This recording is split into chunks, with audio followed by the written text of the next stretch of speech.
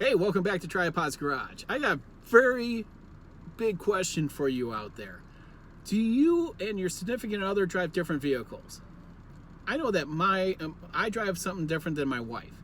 And we have 3 cars. I have the truck. She has this Ford Explorer, and I have my Ford Focus. And we're even going to talk about that transmission stuff with that car.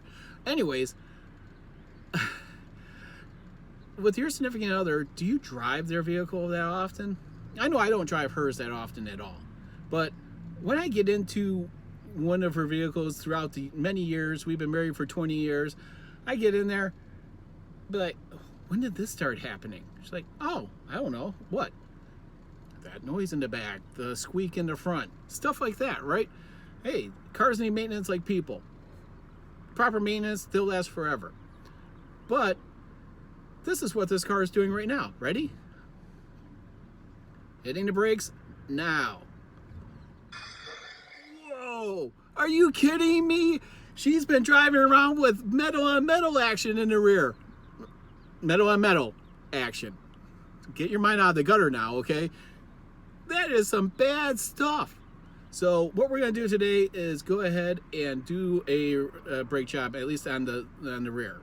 We're going to do the rest, but all the process is the same for this car. And it's people that have replaced brakes in the past will use like a C-clamp to push the piston in.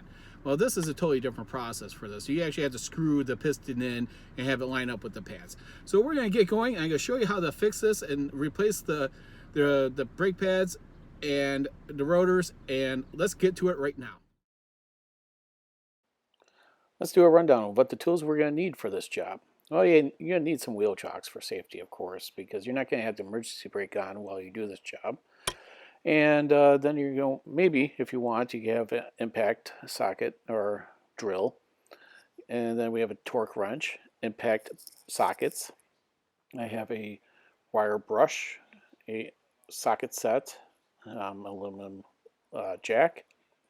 And then I have this brake pad caliper service tool kit, and a jack stand that has a built-in jack, brake pads, the rotor, and a creeper.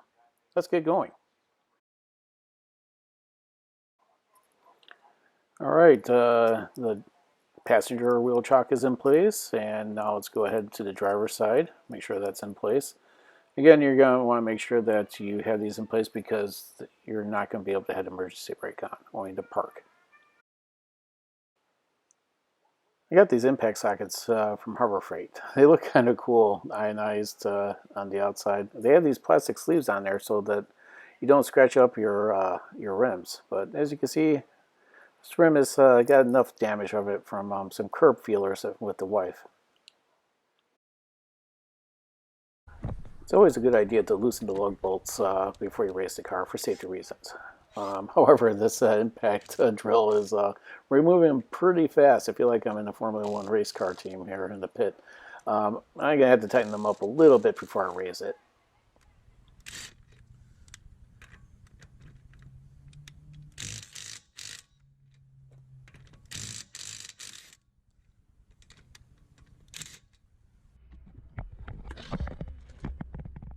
With all the tools that I am using, I'm going to put it in the description below on this video.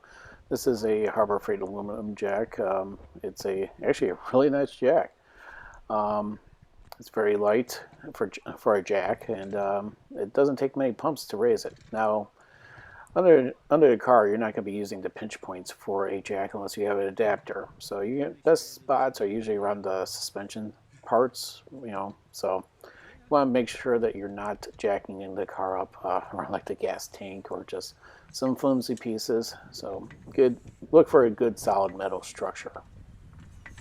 We should lift her car. Yeah. Truck. I figured. We're gonna lift your car like a truck.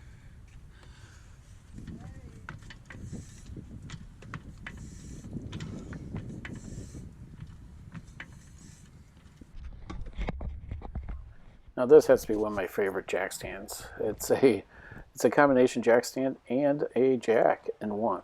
It's you could just go ahead and pump it up here, and it has the safety ratchet right here. It's really, really nice, and it's adjustable too. So you could use these on trucks because there's that pin there that you could extend the sleeve, and it will go even higher. Now, the only difficult part is sometimes it doesn't want to compress it as easily when it's not under load. But yeah, with some finagling, you can definitely get it out. It's definitely a great tool to have around the house.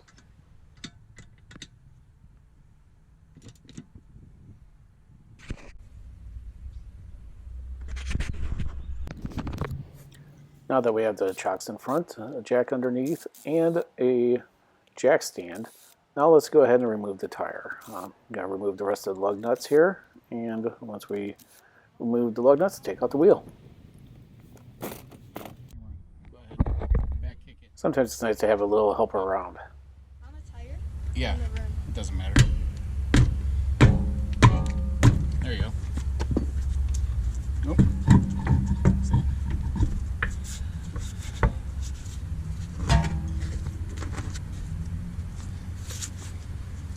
Oh, yeah. Nice and dirty. Nice and crusty. Yeah, living in the Rust Belt, what do you expect? This is pretty gnarly. We want to try to prevent this disc from spinning. Since this is a vented disc, we can actually send a little screwdriver through the vented part and the brake caliper to prevent it from spinning. Now we can try to remove the set screw that's locking in this disc in place.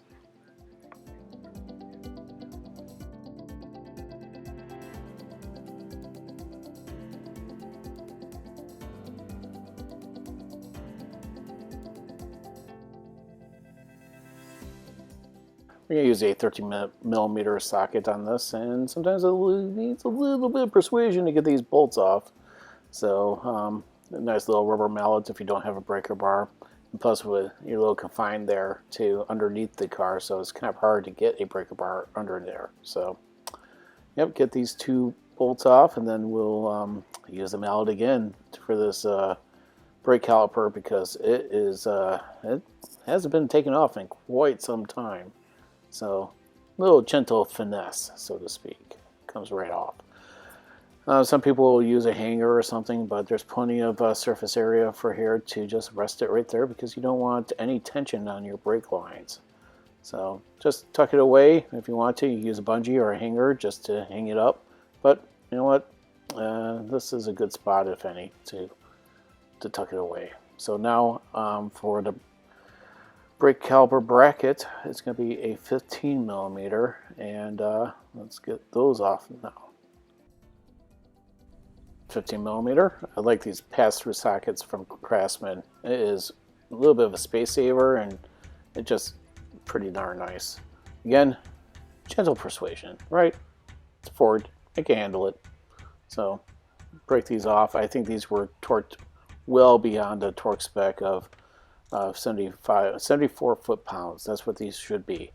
And the brake caliper itself was only supposed to be 24. Yeah, someone definitely used a lot of grunt to get these on, because these were a bear to get off. Oh yeah, bear's in this video somewhere. Well, we'll go find them later.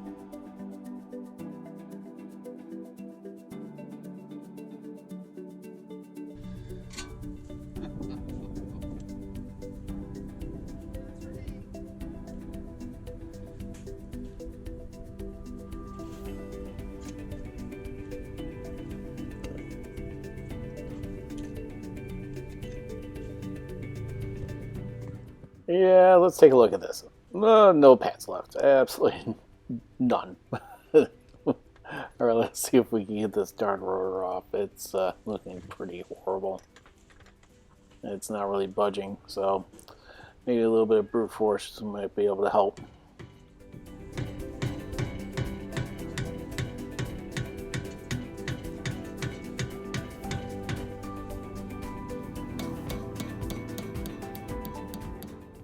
You know, I could beat on this all day long. I mean, I'm just letting it spin around on its own and beating it with this rubber mallet. You know, I mean, some people would say, oh, why aren't you using a hammer or a ball peen hammer or something? Well, honestly, I just really don't want to mess up any of these studs coming out. If I damage a thread or bend one, it's, man, you're talking a lot more effort than what I want to do. So let's hammer on this a little bit more, and if this doesn't work, I have another solution that we can try.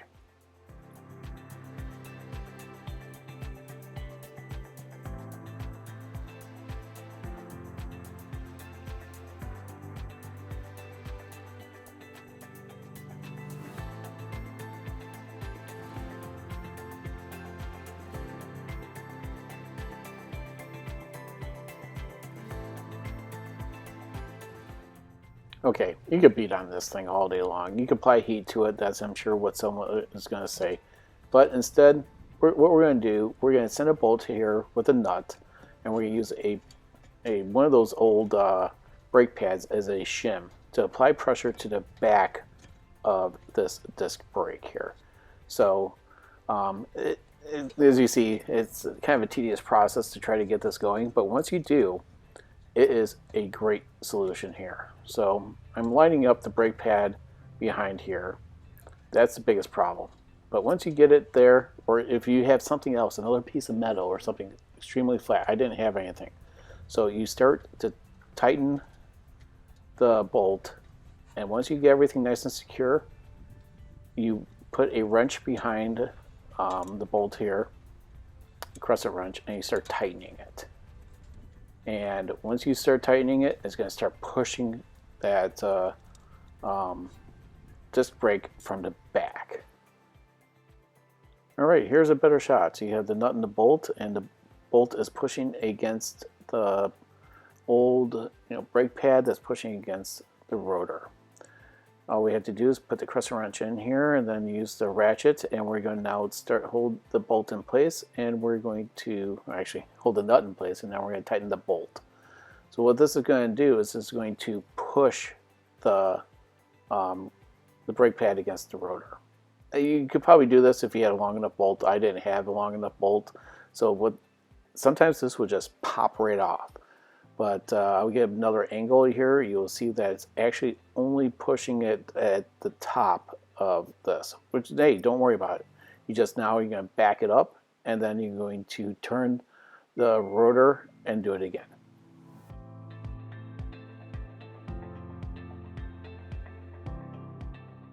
You can definitely see now the gap here on the top. So we're going to work on this a little bit, and then we'll turn the rotor and see if we can get this thing to eventually pop off. So we're getting some success here. It's a long process, but it certainly beating the crap out of it, getting nowhere, or even taking a torch to it and possibly damaging something else.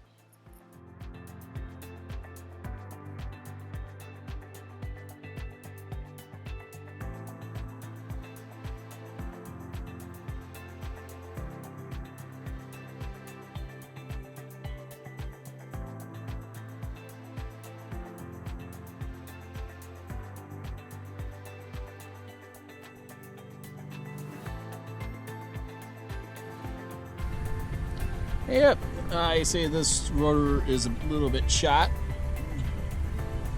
Might be original. This car has 150,000 miles on it. And that's how you use a bolt and some old brake pads as shims to push the rotor off. Yeah, fun times. Now we gotta see about scraping some of this shit off.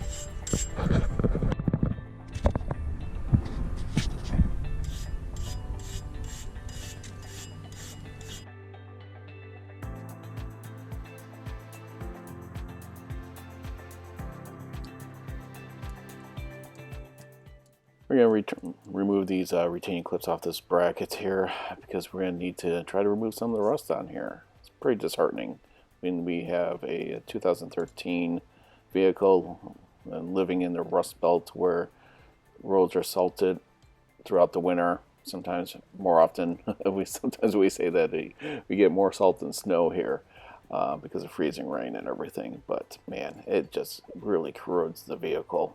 And it's really disheartening when you have a 2013 and it looks like this. When we wash the vehicle, do undercarriage washes and everything, like sometimes 2 times a week in the winter time. Just seems like maybe it's not enough. So we're going to take a wire brush here, remove what we can. I'm not going to put too much effort into this because it is what it is. But then we'll put some new clips in, lube them up, remove the pins, clean them, lube them up, put them back in.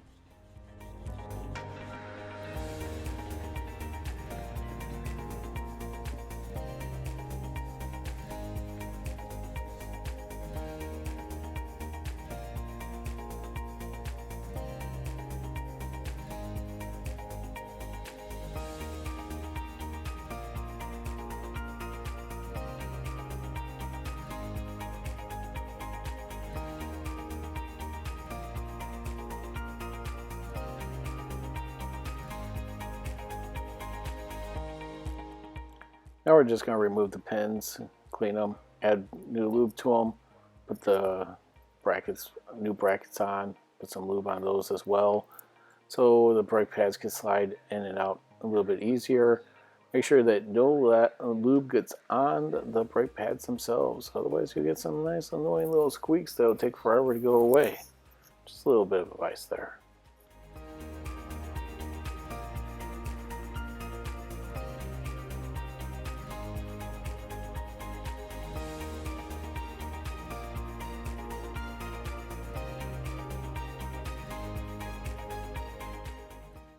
This is absolute worst design ever because this piston has a built-in emergency brake. You have to buy the special tool to compress and turn this piston back in, which you normally would have before just used a C-clamp and push it in. It would have taken you 10 seconds, maybe 20 seconds tops. This almost 25 minutes to complete this process. Absolutely horrible. And you have to make sure when the piston's in, that lines up with the brake pads too. Oh, it's a little sore after this one. And you have to be careful with the brake lines, not to twist them or add pressure. Horrible process. When you receive a brake rotor, typically it'll have some type of grease or oil on it to protect it from rusting out on you. Receiving it rusted. So what we're going to do is just use some brake cleaner and a paper towel and clean it right off.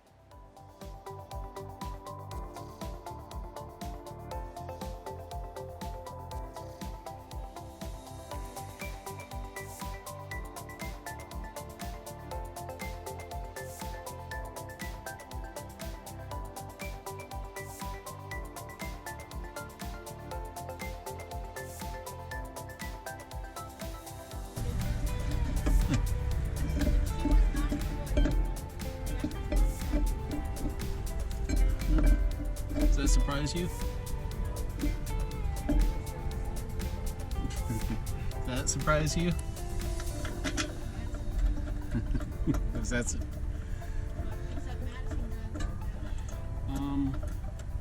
is this the same size? Yeah, that's about the time that I find out that it is wrong size rotor. When your brake pads are a little bit bigger than the rotor themselves, that's pretty much a dead giveaway. I tried to hold back my anger on this one because it's happened to me before, where you go to the auto parts store, you give them all the details, basically the whole VIN, and they give you the wrong size. So off to the auto parts store we go, get a replacement one.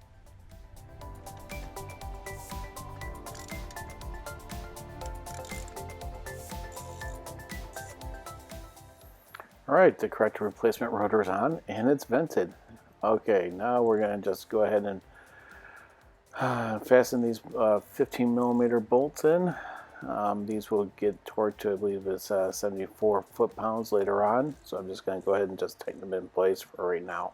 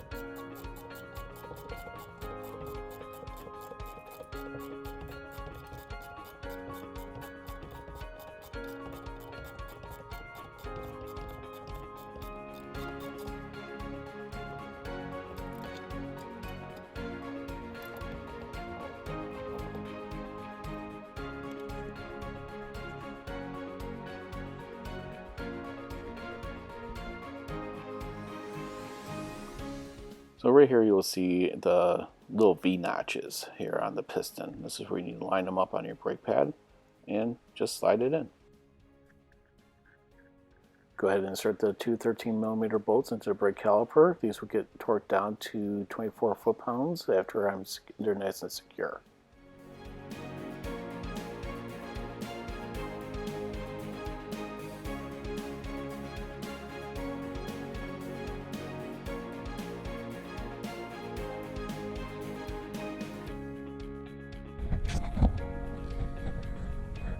Bear, say hi. Say hi to everyone.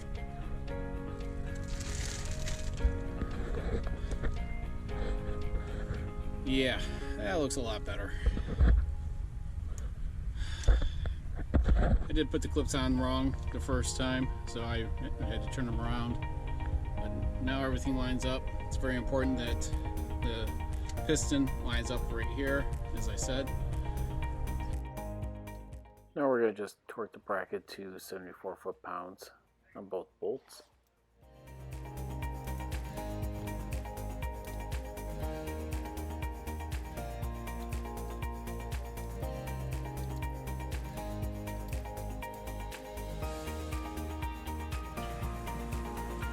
And then we're looking at 24 foot-pounds for the calipers.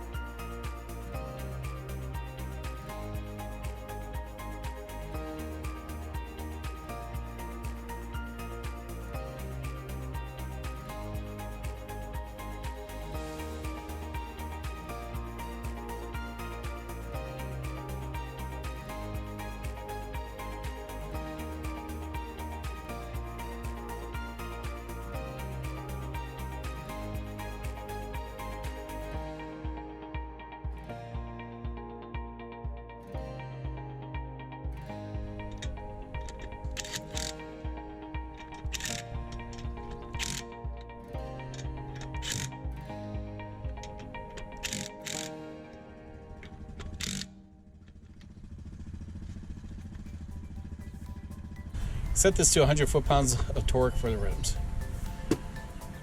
But first we're going to lower it. So what's nice about this jack stand, you can actually crank it up and raise the vehicle if you want. But we're not going to do that. We're going to just lower it. You want to make sure that your lock is unlocked here. And then release it.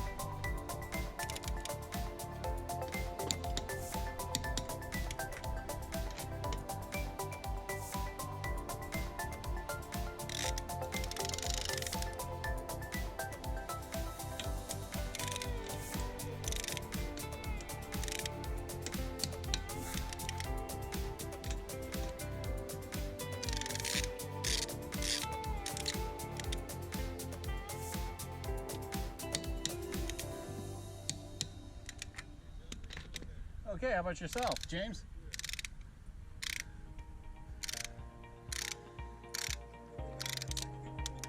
Huh? Bear's inside, right? Okay. Okay. Just replacing the brakes. Oh yeah, this wasn't easy at all. No, it's got.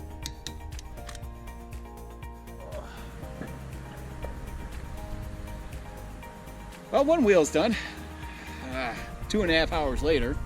Yeah, it took a lot longer than I thought it would. That rotor was a kind of a pain, but as you see, with that little trick with the bolt and shimming the old brake pads behind there, keep on twisting it, then turning the rotor, and then boom, it would just pop right off. No reason to wail on the rotor when you can use the brake caliper bracket and a bolt. So yeah, it's on. It's good.